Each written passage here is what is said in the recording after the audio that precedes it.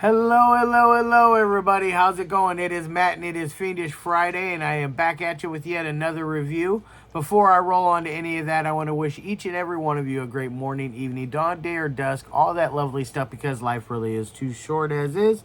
Do me a really, really huge favor and like, share, and subscribe. I love seeing your beautiful faces when I am here. I know I'm here an awful lot, but I have an awful lot to review on my plate, and I hope you guys understand. And now, without further ado, one last little tidbit of information. Check out the description box. I give you your brief synopsis, your starring cast, your director, your runtime of the cut I am watching, along with a link for a trailer, a link for the movie where you can watch it for free, because this one is located on Tubi for free. Yes, I said it's for free. And one last little tidbit of information. If you decide, you can toss me a couple of bucks and help donate to the channel and help support it, and it helps buy new props for the set, and it also helps get me a cup of coffee or a donut or a movie or whatever it is I need for the channel. It helps get that. So without further ado, let's roll on to the film of the day. And today's film is a doozy. It is none other than an anthology film directed by none other than Todd E. Braley, out of Colorado, one of my favorite states. I used to live there. I miss it very much. And it is none other than Psychotic Breakdown Anthology.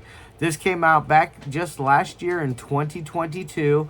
It is 4 stories, 5 if you count the wraparound story. It is very well constructed, very well put together film that I think that a lot of you might enjoy. It is not for everyone. It is definitely not a gore fest by any means. So if you're looking for a lot of gore or blood and guts, this is not for you. This one is straight up horror and suspense going. It will definitely make you think. It will make you not only think about it while you're watching it, but think about it after you're watching it, which usually I use as a telltale sign of a good movie. If you're still thinking about it afterwards, it left some sort of an impression on you, and that impression, whether it be good or bad, it still left something upon you. And this one definitely left a good impression upon me. And I really hope that you guys check it out. It is, like I said, it came out 2023. It is, or 2022, excuse me, and it runs at about an hour and 45 minutes. It is 4 stories. The first story deals with a girl who is a clown, who has aspirations of being a very successful party clown. She wants to make children laugh and have a great time, not like what happened when she was a child, when she was at what inspired her to become a clown. She was at a birthday party for a friend, and that friend, all the other friends there decided they were scared, and they were going to cry and be very, very frightened of the party clown that the mom had hired for the party. So she made it her duty to not only become a clown, but to become a successful clown that does not scare her children. Did not work out as planned. She decides she's going to become an adult party clown. She gets horribly raped, or at least assaulted in some sexual fashion. It is a very brief, like the guy is behind her, shoves her up against the wall, and then comes up onto her. One of those ordeals. It's very brief. You don't see anything, so there isn't any like crazy rape scene going on in here. As far as that, any brutality of that nature either, that does not exist in this movie. She decides she's going to get revenge on all those that laughed at her and mocked her and didn't appreciate her being a adult party clown. So she decides she's going to one by one murder each and every one of them by slitting their throats with a butcher blade. And I think she used a box cutter at one point for a few of them as well. So it gets very, that's where you get a little blood there from that. It's very quick, very brief. It's just like, hey, she's dressed in the clown getup and she's walking right by the person and she just quickly slits their throat. One of those ordeals. It's very sudden, very brief, but effective. Now, I'm not going to tell you the demise of her. I'm going to move on to the next story. The next story is The Confession. And the first one was called The Kill Show, and then we got The Confession. The Confession is about a female hitman that yes, she says hitman. She says she wants to be called hitman, not hitwoman, because it doesn't sound as badass or as scary or as intimidating as hitman would sound. So she has basically been busted, and she is being very, very forcefully beaten to admit to crimes that she has done. Eventually things turn horribly awry for our police. There is an inside deal going on, and they're trying to find out who her next hit was, and it turns out to be one of the police officers.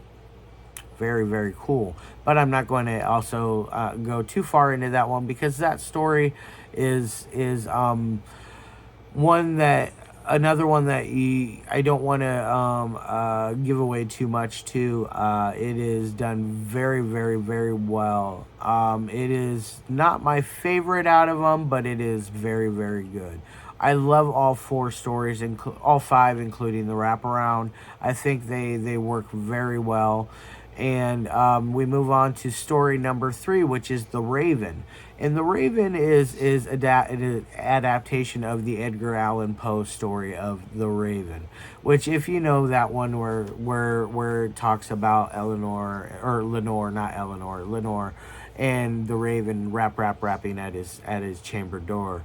It is very, very, very, very beautifully shot. Very cool scenery that you got going on. It is all done throughout a narration of a mother and a daughter. The mother is the one doing the narration. The daughter is the Raven, aka Lenore. She is doing everything she can, because there is no real dialogue between them except for the lines of, quote the Raven, never, never more. As she is narrating the entire Raven story, word for word, verbatim. It is very beautiful. It is by far my favorite story out of all five of them. I really, really am a huge fan of Edgar Allan Poe, and find his works to be absolutely just stunning and breathtaking, and just very good stuff. Anybody that likes Stephen King or H.P. Lovecraft will love this one as well. It is very, very well constructed. It is by far one of the greatest things I've seen Todd shoot. Next to the following story, which is another amazing thing that he shot. There is a lot of CGI in this one, because it's supposed to be a torrential downpour for the fourth story, which is called The Rain. The Rain is about a girl who basically is, I forget what they call it. I think they said omniphobic is what it is, but she basically has a fear of rain, and anything to do with rain, it just frightens her to the point to where she goes stark raving mad. And her reason for this is she used to love the rain. She used to be out playing it. They showed her as a wee child, and she was out playing in the rain, having a splendid time, doing what kids do, just having fun and playing. And eventually one day, as they're out in the rain, her parents are both brutally shot, murdered, robbed, and one of the gunmen runs off. The other gunman points his gun at the little girl. has one of these moments, shakes it off, pulls the gun down, and walks away. It is very tragic, very sad ordeal. I can't imagine being in that kind of Bruce Wayne scenario where you're with your parents and both of your parents are brutally murdered right there in front of you, and you possibly are going to be the third victim. It is very sad thing. It happens. Unfortunately, things of this nature do happen. So it is definitely one of the most realistic parts of the story. It definitely makes you feel for this girl in a very deep, dark, sad, heartbreaking way. It really tugs at your heartstrings. It really pulls at them and makes you worry for her.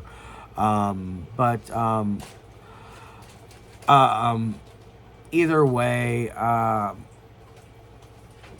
she has a friend that is supposed to come back and check in on her from time to time randomly, and she is stuck where she is at because of the rain as well. So she tries to get a guy to come over, and the guy is very reluctant at first. Eventually, our poor girl starts hearing this tap, tap, tap, tap, tap, tap, tap, tap, tap, tap. And you think it's all the while, you think it's the rain, and it's really something else. But it's just very, just like, it's very, very dramatic in its aspect, in my opinion. It delivers on every bit of drama that you could need for something as sad and horrific as that.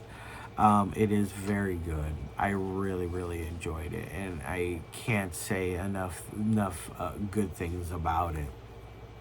And now that fifth wraparound story that has segments cut in between each one of our segments is basically, it's a woman and another woman. They're sitting there, and the one woman, the younger woman, is going over documents and basically going over which person they are talking about upon each story, because they happen to be former patients of hers. And it goes slowly but surely, her own psychotic breakdown from beginning, middle, end. Very, very, very beautifully shot. Very well done. Very good acting. I recognized a few people from The Chip, which I reviewed a month ago, I believe now. Maybe like 5-6 weeks ago. It's been a hot minute, but The Chip was absolutely superb. I am very, very much a Toddy Braley fan. I've watched this. I've watched Psychotic, I've watched Misfit. I've watched I Like to Draw. I've watched The Chip. And then I forget the name of it now, but I've watched his web series that he had, that was a zombie web series that was just really, really well done. It was very Walking Dead, but not quite as drawn out and not as big as budget, obviously. But it is still, it's an amazing little web series that I really enjoyed. I think it was a web series. If it ran on television, I imagine it probably ran locally in Colorado. Now, on to my 3 things that I like my movies to meet. Audio. Audio gets an A+. Audio delivers 100% of the way. It never once was I like, what the hell is being said. Everybody conveyed their English and their dialogue very well. So I am giving it an A+ on that. Because audio is one of those things that always will bother and irk me. If I'm watching a movie and I can't understand what you're saying, chances are I'm going to have to rewind it, rewatch it, rewind it, rewatch it, throw the subtitles on. If I have to do that, chances are I'm going to get annoyed and I'm not going to have as good of an experience with your film.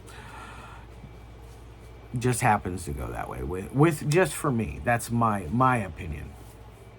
Two, the dialogue. The dialogue is very well done. I think that there is not a dull moment in this where you're scratching your head going, gee, I wonder why they're saying that or why they're going that route. It never once goes a bad or terrible route in that aspect.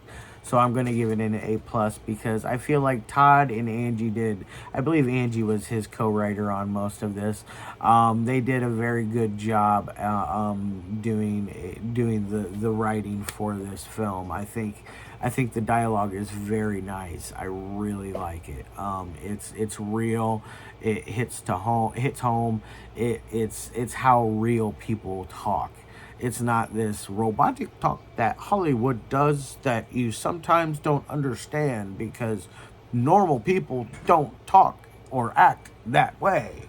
Shatner. I'm kidding, Shatner. I love you, Bill. You're amazing. Anyway, so it gets an A plus on dialogue. Editing always is a big thing as well. I think that Todd is a very accomplished editor and does a very good job at what he's doing. There's never a dull moment where I am still wondering what the hell is going on because of the editing. It gets an A plus there. Now, 1 through 5. Will this get the 5? No, it doesn't get a 5 out of 5 from me, but it does get a 4.5 out of 5. I have delivered a lot of 4.5s lately, and they have been all bangers, and they have all been home runs to me, and I really love that. And anytime that I get something like this at my for me to watch, it just really makes me a happy boy, and it delivers on all cylinders, and it definitely is a very good film all the way around. All right, guys, like I said, 4.5 out of 5. I will say that's a good enough review for it. I'm going to roll the hell out of here. Tomorrow, to wrap up the end of September, I'm going to be reviewing Taxidermist. That's another freebie that was sent to me through YouTube that I will be happy to finally review. And then on Sunday, I Scream on the Beach, and then that's the start of October, and then we'll move on from there.